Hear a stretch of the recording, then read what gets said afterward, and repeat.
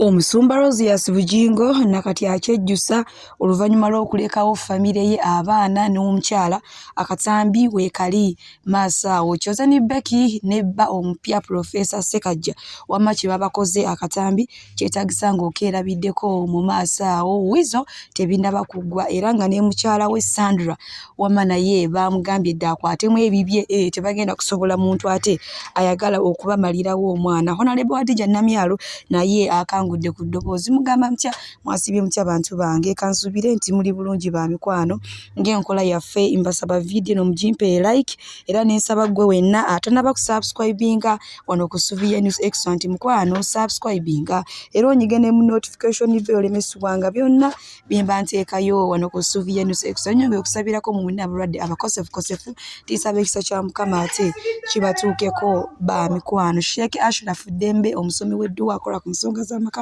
oyagala kufuna butuuze bweru bizinesi nga tezitambula bulungi mukubireko. Munange sigenda kuyisa omusumba Rosias Bujingo ayina message yaweereza eri abasajja abasuulawo obuvunaanyizibwa bwabwe ne balekawo famire zaabwe ne bagenda n'abakyala abapya. Kale bingi era nga ye kennyini yeyeewadde ekyokulabirako. Bino nabyogera oluvannyuma lw'okulaba Kyozeni Becky ng'ate munnange atutte abaana b'omusajja Dictator Amiri n'abanjulira omuhazibandi omupyondo gwe twafunye eyatuproposinga mu nnaku ezo eziyisa. Akatambi ngenda kubanga nkakuteerawo mu maaso wano ate tusobole okweyongerayo wamma n'agaleero. Akatambi kaakano katukalabi amaye abantu bo bannabbi abasuuliddwa abakazi tosobola kubabala. Muguno omulembe sitaani yannumba muguno omulembe ngera ayise mu church ngera church bezibeera era omutunulira nga atudde mu church somewhere ate abamutwala tebamusembeza ku mwanjo talimanyi bagenda muteekanga waggulu bwaba bakyaziza abagenyi oba bwaba bw'ekyokwogera bamuleete bagambe wuuna ayina obujulizi. Nekyebabala tekyavayo bulungi. Omukazi baamutwala n'abaana baabatwala naye tekyavayo bulungi. Mukyasaba tekyavaayo naye ndese kugamba njagala kuwa confidence etali fake. Ne businessman ne politician amakaga bwe gavaamu omukazi n'abaana ne bategukawo bwe abagudde sitaani yantegulako famire n'abaana ne babawa n'amannya amalala. Mpulira mbu babawa amannya amalala simanyi oba n'omusaayi bagukenenula n'obusomyo ne bateekamu obusomyo obulala n'omusaayi byonna bibaddewo. Mpisse mu bintu amasasi g'omanyiiko kitono. Mpisse mu bintu ebirala siri byogera obulamu bwange bwonna kuba tebiggasa naye mu ggulu tuli biraba ffenna. Tikiki ekyasitula omusajja oyo n'aleka amaka agagudde akaleka ebyo oli bisanga mu ggulu. N'olwalero nkusabira ofune ennyumba naye olambulanga ennyumba gye naleka olaba oba ye pulaani gy'olina. Nkiddemu n'olwalero nkusabira ofune ennyumba naye ofunanga akadde n'olambulako ku nnyumba gye naleka nga togiraba ku bifaananyi. Olabe ennyumba gye naleka olaba oba waawezeza pulaani efaanana bwetyo. If I walked out, there was something. Naye njagala kugamba nti ndabye Katonda. Nze Katonda tebamunnyumiza. Kubira Mukama engalo ezaawaggulu bootegere kye ŋŋamba. Ndabye Katonda. Ebyo byonna bimbaddeko olw'ekintu eki kuweereza Katonda. Tewali agamba nti gwe nali nnyina yali mwannyina. Nange ndabirawo nga bakukuta simanyi nti baali balina bwe beeyita. Era siri mu bulumi nti abaana babakyusa amannya kuba sirina nange bukakafu nti bange.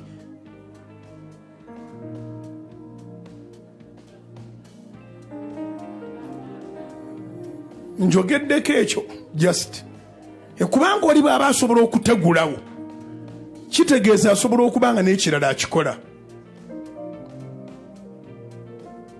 Era sirwana tebakulimba. I'm not fighting. Naye njagala kulaga Bible okuvedde kugamba nti buli ekiriwo Bugingo munange nakati ye mbu atandise okulaba embu eri baddogo litandise okufuluma si bigambo byange wabula nange empisanzeyo naye nga abantu abasinga temwategedde point Pastor Bugingo gy'abadde ayogera mbira ebigambo yabyogera oluvannyuma lw'okulaba Chosen Becky ng'afunye omwami omupya. Chosen Becky teyakoma ku ekyo n'akwata omwami omupya n'atumya Chosen Becky agende n'abaana be abamwanjulire embutongole. Oba okitegedde ekintu ekyo munnange bwe tweyongerayo ku nsonga za wizo bannange n'omwami ali bubi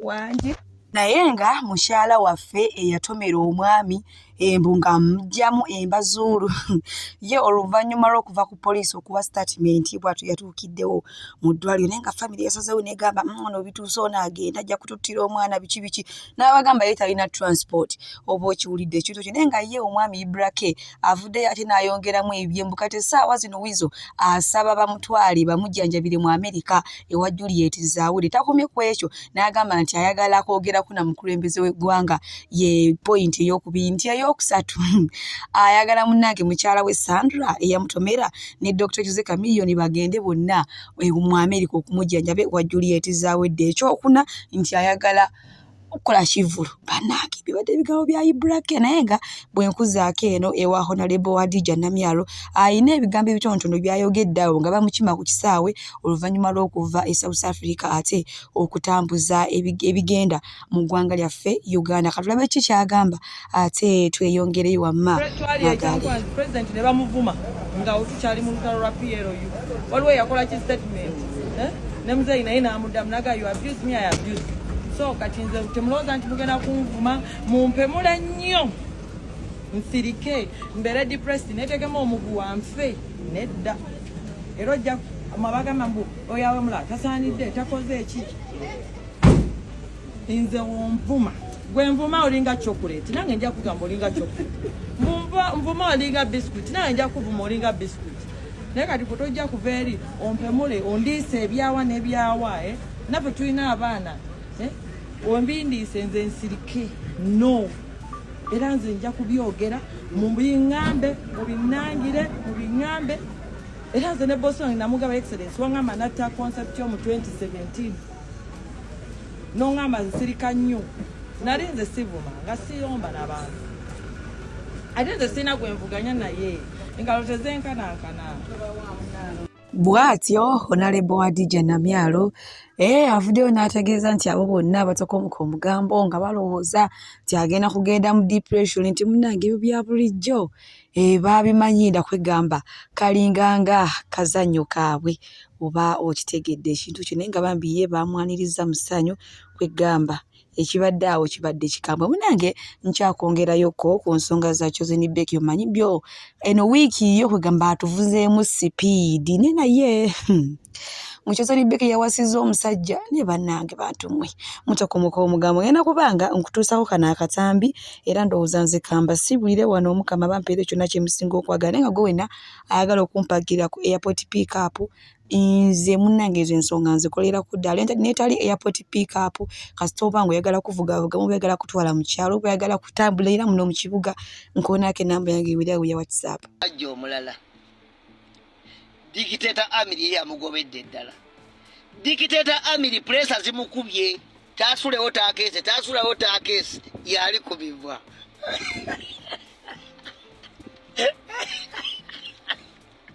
aba abakazi balaba edduka ate otyanganya ekitonde mukazi ng'ayinamu ku kasente akujooga mpaka ku musuwa ogusembayo n'akeera ku makya n'afuna omusajja omulala n'omugambako n'agamba oba ogenda kati okusalawo okuli gy'oli basajja mukole ekyo ssente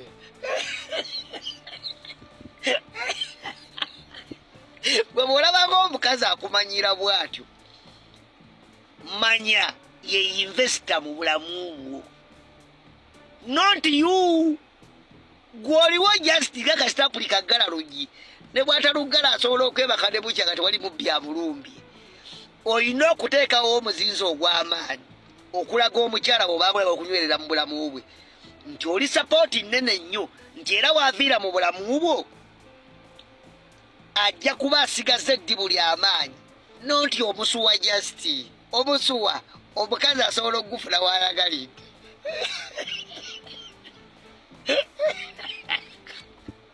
ndi I'm a handsome boy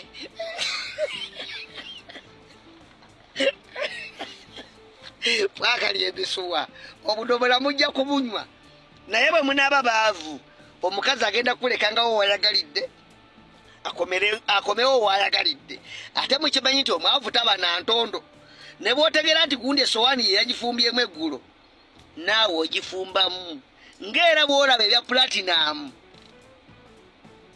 ne muninkini wazali shakibu bwe bityo bwe biba ng'era bw'olaba ebya kamiliyoni ne busoke ne mwannyina zooli zawedde bwe bityo bwe biba omwavu totondo walotondo. Abalungi abatuwuliriza era abatulaba olunaku olwaleero tukyaddeko ewa Sheikh Ashraf Dembe. Sebo nsanyusa okubalaba. Amannya agange nze Sheikh Ashraf Dembe akola ku bizibu by'enjawulo. Omuntu singa aba alina ebirwadde musomereddwa tunywa amazzi ga lukuya nga bw'obadde ogalaba tugenda abantu ku kyoto ne twokya emizimu emibi egibabaamu n'okulomba edduwa abantu singa abeera ng'ali wano atuuse sobola okumulombera edduwa ne waba atatuuse nga mpadde amannya ge naye ng'ali wala neetaase ennamba yange yeeno eri 0707363711 nammwe bannyinaffe abali ebweru oyagala okuba nti oyagala okulombera ku dduwa ng'olina ebizibu viza zibuze amaka gakolongotana sente zikola zimpita mu ngalo ojja kumpeereza ekifaananyi kyo n'amannya go ebyo byokka bijja kummala nja kukulombera edduwa ojja kutereera olunaku olusembayo mu mwezi mba n'edduwa ey'awamu ffenna n'abalwadde bange abakadde n'abapya. Assalamu alaikum warahmatullahi wabarakatuh.